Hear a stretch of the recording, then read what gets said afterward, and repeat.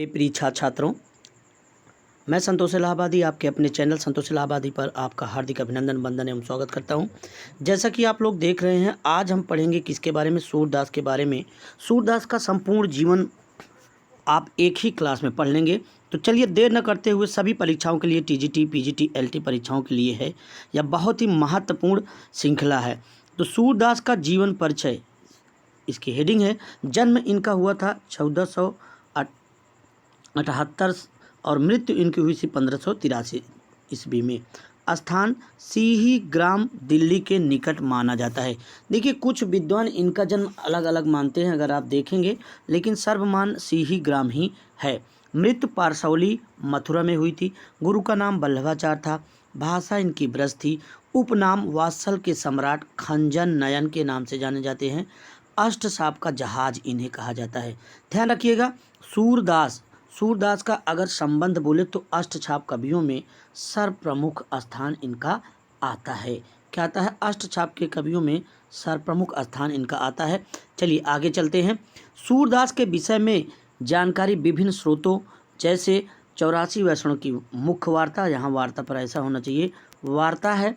भक्तमाल की टीका प्रियदास की है। भक्त नामावली ध्रुवदास की है। पद प्रसंग माला नागरीदास की है और भाव प्रकाश गोस्वामी हरिराय की है इत्यादि से सूर के संबंध में अनेक रोचक जनश्रुतियाँ प्राप्त होती हैं। गोस्वामी हरिराय के अनुसार प्रसिद्ध संगीतकार तानसेन के माध्यम से अकबर और सूरदास की भेंट मथुरा में हुई। भक्तमाल नाभादास में सूर के संबंध में मात्र एक छप्पा मिलता है। ये बहुत इंपॉर्टेंट है। भक्तमाल में नाभादास की जो रचना है ब्रज भाषा में है। सूर के संबंध में मात्र एक छप्पा मिलता है, जिसमें सूर के अंधे होने भर का संकेत है। ध्यान दीजिए, अगर ऐसे प्रश्न पूछ ले तो ये इंपॉर्टेंट हो जाता है मेरे प्यारे बच्चों। और जिन लोगों को कल टेस्ट सीरीज देना है वो 94 51 27 70 70 61 पर 27 70 61 61 पर हलो करके लिख दीजिए, आपको पीडीएफ मिल जाएगा। चलिए आगे चलते हैं। देखिए, वंश परंपरा की अगर बात करें कि वंश क्या था, तो साहित्य लहरी, ध्यान रखिएगा, बहुत इंपॉर्टेंट है। साहित्य लहरी के अंत में एक पद में सूर ने अपनी वंश परंपरा का उल्लेख किया है, जिसमें उन्होंने जिसके अनुसार सूरचंद बरदाई के वंशज ब्रह्मभट्ट थे। ये पूछा जाता है कि सूरदास ने किस में अपनी वंश परंपरा का परिचय दिया है, तो ध्यान रखिएगा, सूर साहित्य लहरी में दिया है, ना कि सूर सागर में दिया है। देखिए, अगर बात करें किसकी, साहित्य लहरी की, तो साहित्य लहरी में कुल 1103 पद हैं मेरे प्यारे बच्चों। कितने हैं? 1103 पद हैं। 1103 पद हैं। और सूर सागर समाप्त पर सूर ने सूर सारावली लिखा है, आगे हम चर्चा करेंगे। जन्म काल बैसाख शुक्ल 5 दिन मंगलवार, सम्मत 1535 जन्म है और 1478। देखिए, अगर ईस्वी की बात करेंगे 1478 है, अगर सम्मत की बात करेंगे 1535 है। सूरदास वल्लभाचार्य से 10 दिन छोटे थे। ये भी प्रश्न बन जाता है, कितने दिन भैया? 10 दिन छोटे थे मेरे प्यारे बच्चों। चलिए आगे चलते हैं। जन्म काल ध्यान रखिएगा 1478, ये बहुत पूछा जाता है। आगे चलते हैं। जन्मस्थान के संबंध में थोड़ा सा समझ लीजिएगा। सीही दिल्ली के पास निकट यमुना नदी का गऊ घाट मथुरा वृंदावन के बीच गऊ घाट पर 1509-10 के आसपास वल्लभाचार्य से भेंट हुई और इन्होंने शिष्यत्व ग्रहण किया। शिष्यत्व ग्रहण करने के उपरांत ये चंद्र सरोवर पारसौली ग्राम के निवास करने लगे और यहीं चंद्र सरोवर में आप देखेंगे इनकी जीवन लीला समाप्त होती है। गुरु की बात करें या दीक्षा गुरु की बात करें, वल्लभाचार्य हैं। आगे हम वल्लभाचार्य के बारे में बताएंगे और कमेंट जरूर करिएगा। निधन 1640 ईस्वी में। पारसौली देखिए, कहीं कहीं पारासौली देता है, कहीं कहीं पारसौली मथुरा में देता है, तो एक ही ऑप्शन देगा, ये आप लोग ध्यान देते रहिएगा। और साधना भूमि की बात करें तो जिला गोवर्धन की तलहटी में इनके निधन पर विट्ठलनाथ रुनकता आगरा में शोकवश एक कहा था, जब इनकी मृत्यु हो गई थी, उस पर विट्ठलनाथ ने कहा था, और ये पूछा भी जाता है, कई बार पूछा भी गया है कि पुष्टि मारक को जहाज जात है सो जाको कछु लेख होए सो लई लो। ये बहुत इम्पोर्टेंट बात है। किसने कहा, किसके बारे में? तो विट्ठलनाथ ने कहा है। किसके बारे में? सूरदास के बारे में कहा है।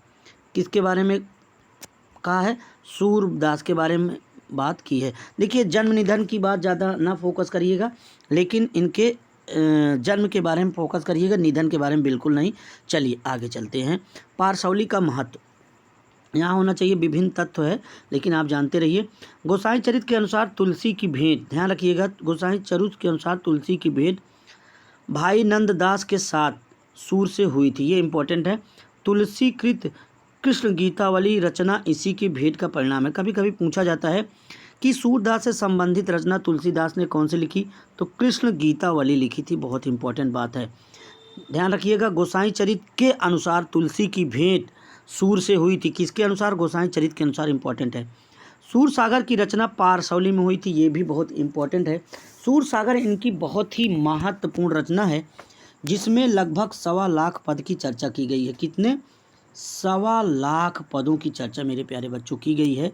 और यही सूर सागर जिसमें लगभग 4,936 पद, ऑप्शन में 4,936 देगा या लगभग 5,000 पद देगा।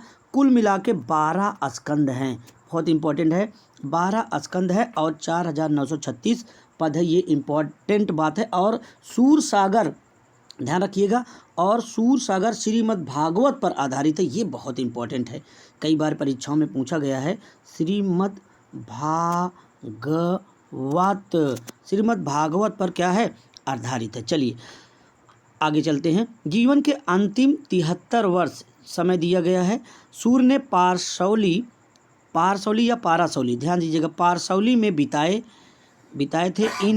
यही इनकी साधना और भक्ति भावना विकसित हुई थी। देखिए, पारसौली में ही इनकी साधना विकसित हुई थी, भक्ति भावना विकसित हुई थी। चलिए आगे चलते हैं।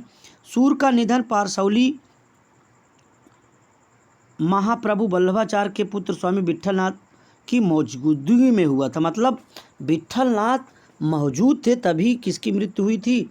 पारसौली में सूर का निधन हुआ था 1638 में। देखिए, अलग अलग आप देखेंगे इनकी मृत्यु के बारे में, अगर आप पढ़ेंगे अलग किताबें, डॉक्टर नगेन पढ़ेंगे और बच्चन सिंह पढ़ेंगे, शुक्ल पढ़ेंगे, अलग अलग तथ्य देता है। इसलिए जो इनकी जन्म तिथि है उसके बारे में आप ज़्यादा महत्वपूर्ण है, ज़्यादा इम्पोर्टेंट है।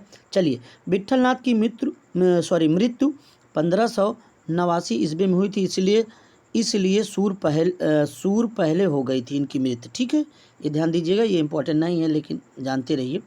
सूर की रचनाएं 15 रचनाएं हैं, 3 उपलब्ध है। ध्यान रखिएगा, सूर की कितनी रचनाएं हैं? 15 रचनाएं हैं, लेकिन 3 उपलब्ध है।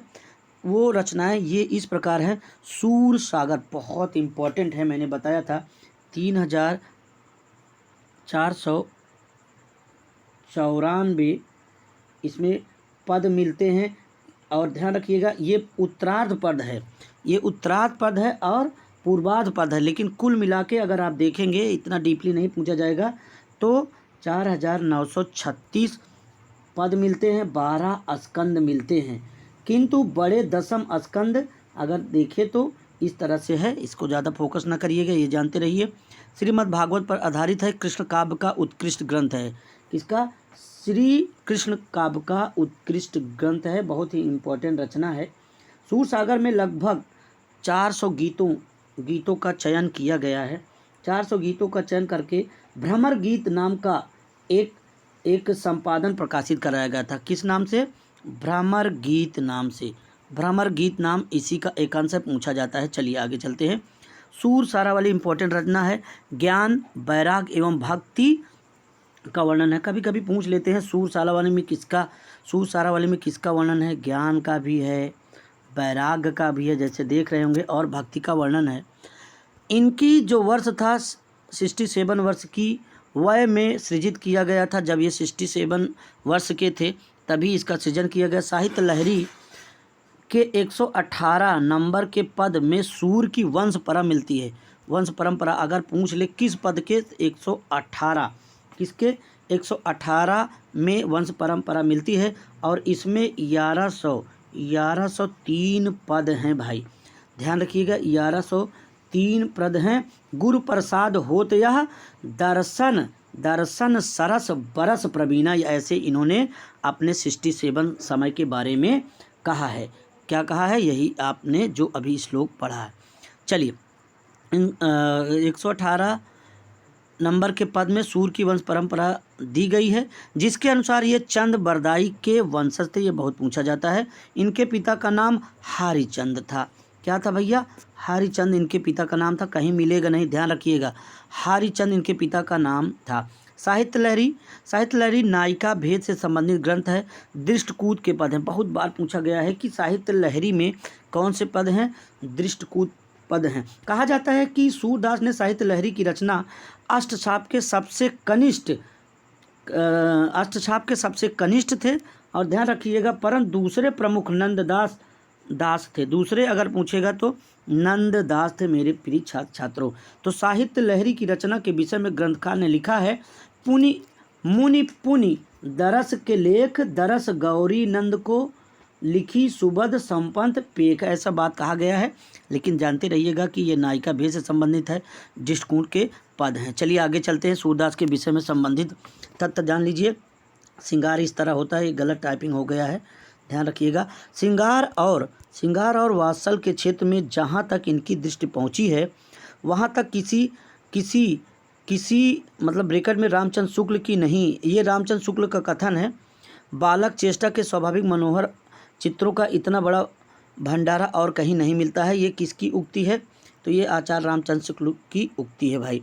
वात्सल और श्रृंगार के क्षेत्र में जितना अधिक उद्घाटन सूर्य ने अपनी बंद आँखों से किया था, उतना और किसी कवि ने नहीं इन क्षेत्रों का कोना कोना झाँका है। तो ये भी शुक्ल के बारे में कहा गया है। तो इस तरह से निरंतर आप छोटे छोटे क्लास पाते रहेंगे।